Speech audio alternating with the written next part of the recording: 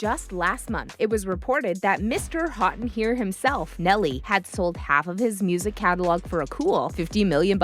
And just a few months ago, back in May to be exact, news broke that producer Metro Boomin, the man behind hit songs by the Migos, Post Malone, The Weeknd, Future, and so many more, sold a portion of his catalog to Shamrock Capital for close to $70 million. And speaking of Future, the iconic Atlanta rapper and baby daddy to one of Ciara's children made the move and sold a portion of his catalog for $75 million.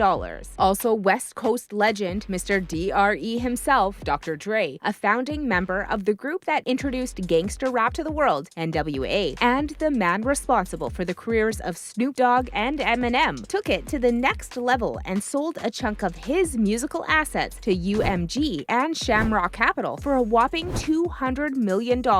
Well, back in December of 2020, Weezy F Baby Lil Wayne made waves when he not only sold his masters, but also all of Young Money Records' catalog, which included albums by Drake, Nicki Minaj, and Tyga, for just over $100 million.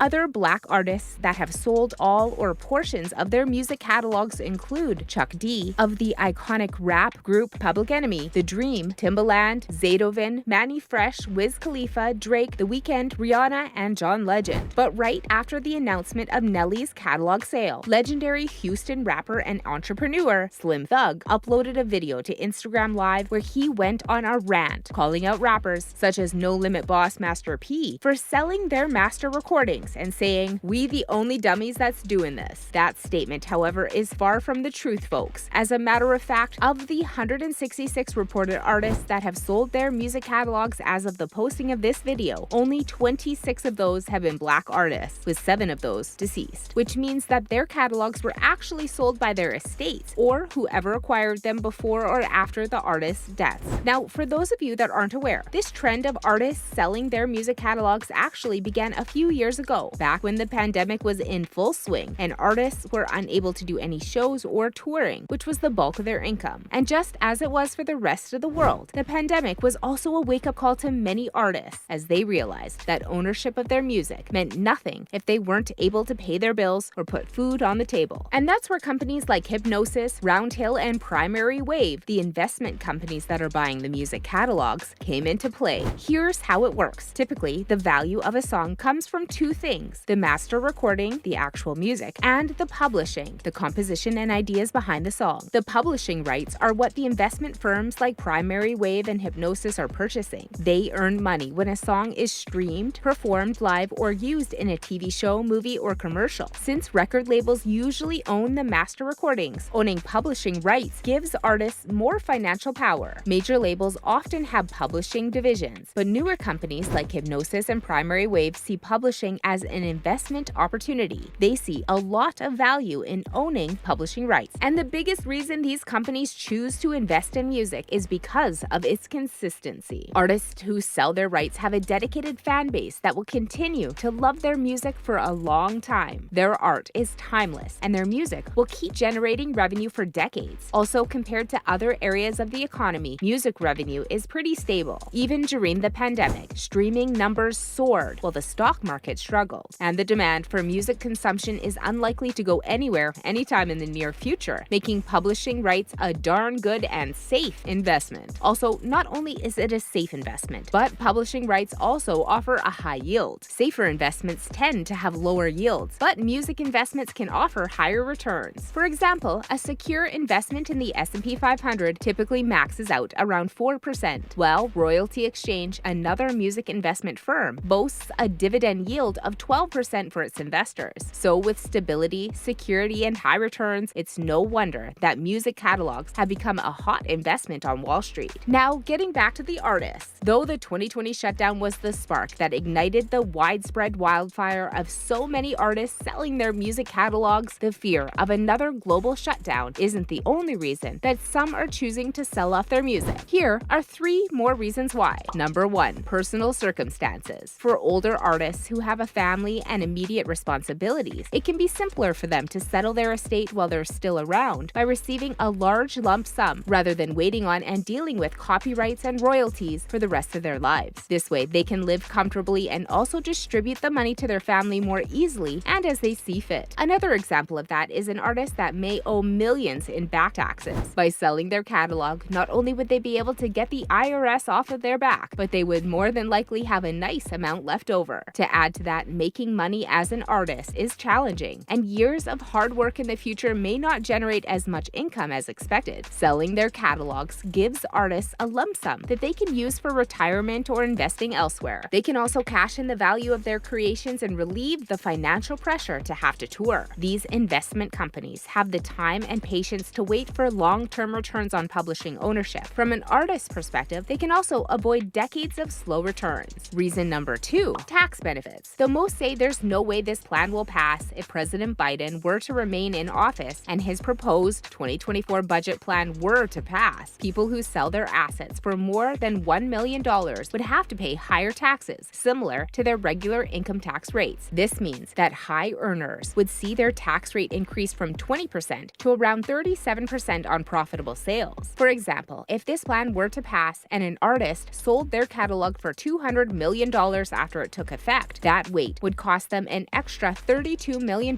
more in taxes. Also, even today, if an artist chooses to rely on royalty income instead of selling their rights, they might end up in a higher tax bracket, which would mean paying a higher annual tax rate of 37%. So for many, it makes more sense to go for a one-time large payout with a 20% tax rate rather than earning royalties and facing the higher tax rate every year. Reason number 3, market perception and legacy. According to Hypnosis, they offer artists and songwriters an average multiple of 14.76 times historic annual income for their catalogs, which is almost 15 years worth of predicted royalty profits. The more famous the artist, the higher the multiple. Some of the bigger artists have even received a multiple exceeding 25 times their song's catalog's yearly earnings, meaning they received 25 years worth of predicted profits in one lump sum. Yeah, that's pretty much like taking the Powerball lump sum payment. Anyway, these upfront payments also eliminate a lot of the unknowns that today's artists face. For example, with the growth of music streaming subscriptions already slowing down in the US and the UK, and music streaming revenue for artists equating to less than half of a penny per song stream, there isn't much room left on the planet for streaming services to expand, and much chance of streaming revenue for the artists going up. Also, with the growth of AI and AI-generated lyrics and songs already disrupting the musical world, removing the necessity for songwriters, or dare we say, the need for an artist to actually have any true talent, as many fans have already been noticing for the past decade or so, it's a real concern that it won't be much longer before the value of an artist's work has little to no future value or reason for them to hold on to it. So why not get it while you can? And you can believe that many of these artists that have and will sell their catalogs have thought long and hard about this. So who comes out as the winner? It's hard to say right now, but both sides seem to be getting what they want from these deals. Yeah, it's a real possibility that investment firms recognize there's higher value with owning publishing rights, and artists may be getting the short end of the stick in the long run. But hey, as the old saying goes, sometimes a bird in the hand is worth more than two in the bush. Let us know in the comment section what your thoughts are and what you'd do if you were an artist with the opportunity to sell your catalog. Thanks for watching, folks, and please don't forget to subscribe and like this video. See you next time.